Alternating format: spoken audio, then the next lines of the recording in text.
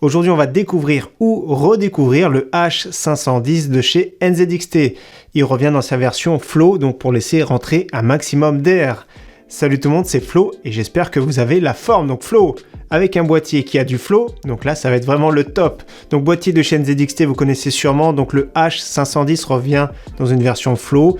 On va expliquer ce boîtier, etc. On va voir en détail les performances, etc. Donc déjà, vous connaissez sûrement ce boîtier. Donc version blanche, version noire. Le prix très intéressant, moins de 75 €. Donc personnellement, c'est vraiment la taille de boîtier que j'aime. Moyenne tour comme celui-ci, qui est compatible bien sûr avec des cartes mères ATX, micro ATX, etc. Première chose que je vais faire déjà, c'est retirer la petite protection ici.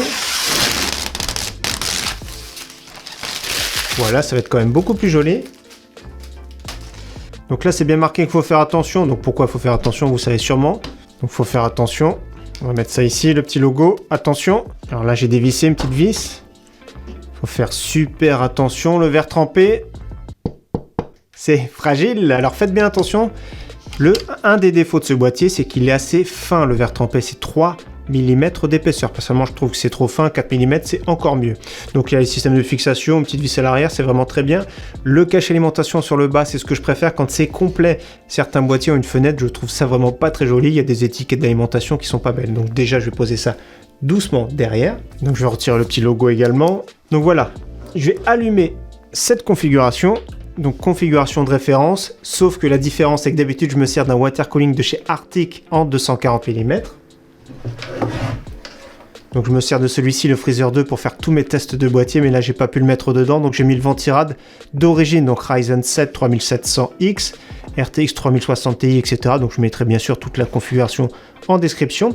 Donc ce que je vais faire prochainement, c'est que je vais tester avec un water cooling en façade. Celui-ci ne permet pas parce que les ventilateurs sont directement vissés dessus. Donc dans tous les cas, c'est un look vraiment très sobre pour ce boîtier. Donc tout de suite, on va parler des dimensions. Petit rappel. Donc c'est 21 cm de largeur, en hauteur très compacte c'est 46 cm, en profondeur également c'est vraiment pas mal, on est sur du 43 cm et demi. Donc un boîtier très compact, 6 kg 600. Au niveau des caractéristiques, c'est fourni avec deux ventilateurs d'origine qui tournent à 1200 tours par minute.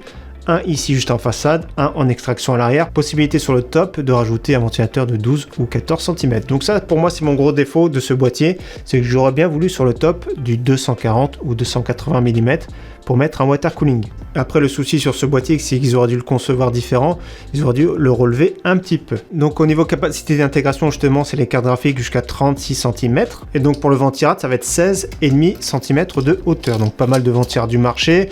Water cooling ce sera en façade du 240 ou 280 mm, à l'arrière du 12 cm également en extraction. Donc grosse nouveauté justement de ce boîtier, c'est une version Flow, je vous montre de suite. Voilà, en façade, c'est vraiment très simple. Donc comme vous voyez, cette façade qui est vraiment très particulière, il y a le filtre également dedans. Le but, c'est de refroidir mieux ces composants. Comme vous savez, d'origine, c'est une plaque pleine. Là, c'est vraiment le top, hein. Laisser rentrer un maximum d'air. Et c'est quand même pas mal grillagé. C'est bien conçu. C'est de la bonne qualité. Vous avez vu, ça se fixe et ça s'enlève vraiment très très bien. Donc au niveau cable management, ce boîtier est vraiment très bien conçu de base. Je ne sais pas ce que vous en pensez, mais moi, je trouve ça vraiment top. Autrement, on va regarder tout de suite de l'autre côté. Donc je vous montre ici de ce côté-là au niveau du cable management. Comme vous avez vu, le système est super bien conçu avec des goulottes de chaque côté. Il y a les petits attaches câbles, c'est vraiment top. 2 emplacements SSD, 2 emplacements disque dur juste en bas. Il y a même la petite boîte en bas avec toute la visserie NZXT. Et donc sur le top, je vous montre, il y a le bouton Power, de l'USB 3, de l'USB type C et l'entrée de jack, un TRRS qui fait audio et vidéo. Donc au niveau montage, il y a zéro souci pour ce boîtier, tout se passe bien. Au niveau du cable management, au niveau de la gestion, de l'assemblage, tout prend bien sa place. Au niveau des températures et du bruit, donc déjà au niveau du bruit, c'est juste à côté de moi. Donc ce qui fait plus de bruit, c'est le Ventirad d'origine AMD. Dans une prochaine vidéo, on verra bien sûr avec un water cooling en façade. Et c'est ce qui a malheureusement de plus bruyant dans ce PC. Donc 37 décibels au repos. Et va monter en pic jusqu'à 41 décibels environ. Donc c'est pas spécialement le boîtier en lui-même qui est bruyant, mais c'est le Ventirad AMD d'origine. Donc maintenant au niveau des températures maximum obtenues, c'est-à-dire après 2 sessions de 3D Mark, donc pour faire chauffer un petit peu.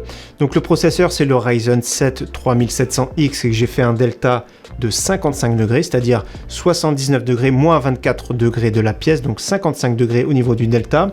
La température de la RX 6600 XT, j'ai fait un delta de 44 degrés, c'est-à-dire maximum 60 68 degrés, c'est vraiment excellent, avec moins 24 degrés, donc 44 degrés en température delta. Donc c'est ce que j'aime bien faire pour les tests de boîtier, c'est donner la température delta. Je trouve ça beaucoup plus logique parce que les températures de la pièce varient. Donc température très correcte et bruit très correct. Donc c'est vraiment très bien, très bonne conception de ce boîtier. Personnellement, je suis fan, hein, j'aime bien la sobriété. Donc prochainement, dans une prochaine vidéo, on va mettre ici, c'est caché à l'intérieur, je vous laisserai découvrir lors de la prochaine vidéo, un water cooling de 240 mm, on va le mettre ici en façade. Donc du coup à cette occasion on fera le point sur le bruit, voir si ça a évolué ou non, et au niveau des températures également. Dans tous les cas, j'aime beaucoup ce boîtier, j'aime bien son tarif également bien placé. Deux petits défauts, je le rappelle, c'est la vitre en verre trempé, j'aurais voulu un tout petit peu plus épaisse, et dommage de ne pas avoir du water cooling de 240 mm sur le top. Donc ce que je ferai, c'est que par exemple le ventilateur ici en façade de 12 cm, je le mettrai ici sur le top, je mettrai le water cooling en façade et on va continuer à se monter un beau PC. Dans tous les cas, comme d'habitude, j'espère que cette vidéo vous aura plu. Je vous dis à très bientôt sur ma chaîne. Ciao, bye!